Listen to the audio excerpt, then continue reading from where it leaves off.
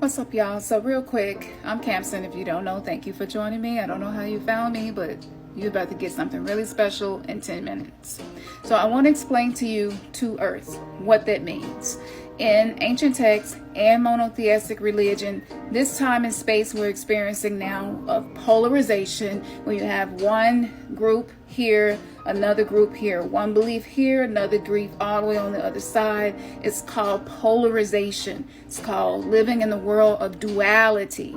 So as we are leaving duality, as we are learning how to merge energies, and let me give you an example, emotionally, if you tend to be someone who is high energy, maybe you're having more low energy than ever before because you're being called to integrate.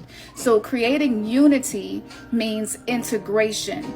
If you do shadow work, then you are working with the repressed parts of you, the compartmentalized traumas that created what you think is your personality. You're learning how to integrate it so that you are a more whole person, aware at all times, whether you are in a shadow characteristic or you're in your I divine self, higher self, or head, God, spirit, Holy Spirit. Let's not split words and what the names mean. It's like the conversation about God, whether you believe in God, Goddess, Most High. It doesn't matter what you call the name. The energy is the energy. You can tune into a radio station. You can tune into ESPN. Somebody else might call it ESPN, but it's still the same energy. All right. That's another polarization that we're getting away from.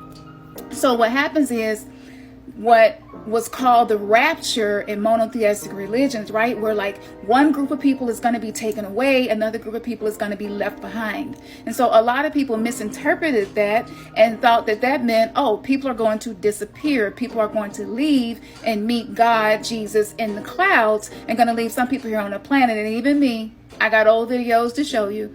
I would pray to be the person who was not left here. I'm still here. I died, talked to the Creator. I died. I went to what's called hell. So my experience is coming from the aspect of two near-death experiences, actually more. I've been on my deathbed more times than I can count, where they did not believe I would pull through, neither did I. And I have also attempted suicide at one point in my life. And I'm saying this because the shame that's around that's another polarization, that's another judgment, and it's just not benefiting us to do that anymore. A lot of people are hurting it in pain and they're hiding it, and it's inside. And the more people talk about it, who have worked through these energies and overcome them, the less they feel alienated from the rest of the world, and the more they see I can integrate this experience with who I am, and it doesn't make me any less of a person. I would even vow to say that people who go through more types of big T traumas and traumas throughout their lifetime are very gifted and are here for a very special spiritual purpose, which is why I'm doing this.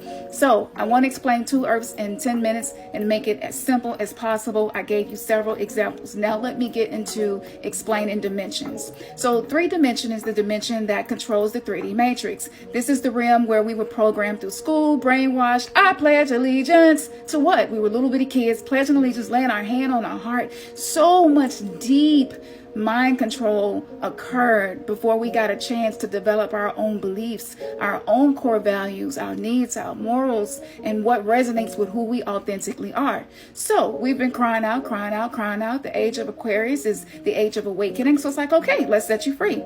So as we're being set free, what's happening is we're noticing 3D, which is dense. It's a very dense energy. So 3D would also be the container for the effects that trauma created. Narcissism is something that was created in a 3D social construct. The oppression of women, being able to just wear whatever you want to wear and feel good about it. I could go on and on about what women went through, but those are 3D social constructs. Those are beliefs that we inherited from others. That's a form of cloned consciousness. They cloned Tyrone. Yes, they did, have been, and a lot of us have cloned consciousness. We're figuring out who we are. So as we're doing that, 4D opens up, and it's like, wait a minute. At first it was just like a box, top, bottom, left, right. Wait a minute. Now I have another aspect of me I'm discovering. There's more depth to who I am than how I've been living. There's more like in me than the life that I have been living. Okay, that's 4D, thought. This is what we think about. We may not speak about, but we think about. And this creates thought forms. And those thought forms create the social construct of what we call the 4th dimension, which is basically an added layer to existence, of form. Okay? fourth dimension is where we go when we dream. Okay. Fourth dimension, I would include daydreaming as well. So that's fourth dimension. Fourth dimension also is that in-between space where you see the 3D, you see the dense emotions, you see the bad habits, you see the things that aren't serving you, you see the relationships that are just so dense, you don't want to be in that state, in that dynamic anymore. Okay, so you're crossing over. 4D is the bridge. The mind is the bridge. The mind is consciousness that connects us. We are heaven and earth, right? We came down from the heavens to have the experience on earth, which means we're towers of consciousness. And so what happens is the thought forms that we create, those beliefs, those negative things, colloquialisms like the woman is the weaker vessel. How many of you know a weak woman? Haven't met one yet, especially those of us who are mothers. Haven't met one yet. So that's a construct of third dimension that kept us oppressed, right? So fourth dimension, we're thinking like this. So the reality that we see is projecting from what we're thinking, that bridge. 5D is detached. I'm detached from all of those things, and I'm observing everything from a non-judgmental space so I can figure out what is the highest resonance with my heart, with my being, with what I need, my core values and needs. Let me get to know me. So we have two earths. One earth, 3D. The other earth, 5D. What happens is these two earths, they do this. This creates Mandela effects. The earths do this. Different frequencies, different bandwidths of energy, it creates a Mandela effect. When both of the earths, this is the experiences, the way you think, the way that you live, your lifestyle, what you eat. People who live on 3D earth, they still eat church's chicken. No shame, just saying, we know what these foods do to us. So that's 3D. People who are cleaning up their diet, wanting to do better, okay, 4D, 5D, so they're on the higher earth, the higher plane. Lower plane has nothing to do with location. It's about dimension and consciousness. So when enough of us are doing the work, the new earth starts to vibrate and become more of the anchor in which life happens.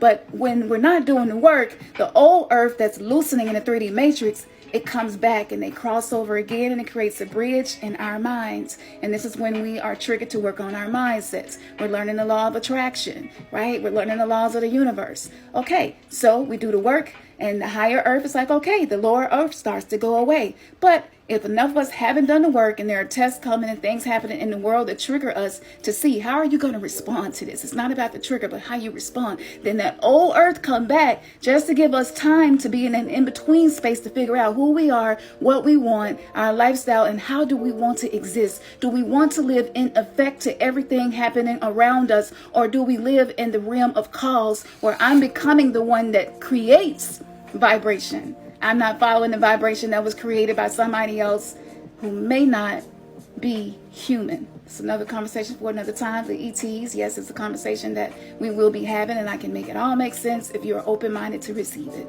So both earths, they're like this. Creates Mandela effects. Logos start changing. Things that we remember as kids start changing. And it's like, what's happening? Okay, regain control. So when you go out and you see trees dying, I've been talking about this. If you haven't noticed, it's time for you to tune into nature, because trees give us oxygen to breathe. We should pay attention to them. Pray to them, talk with them, sit with them, thank them, hug them, touch them, right?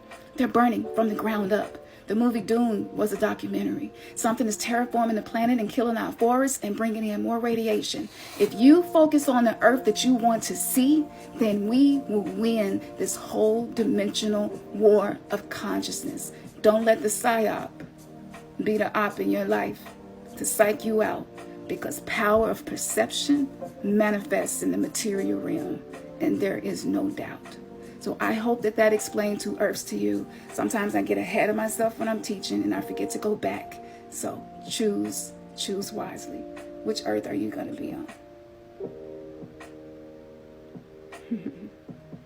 Namaste.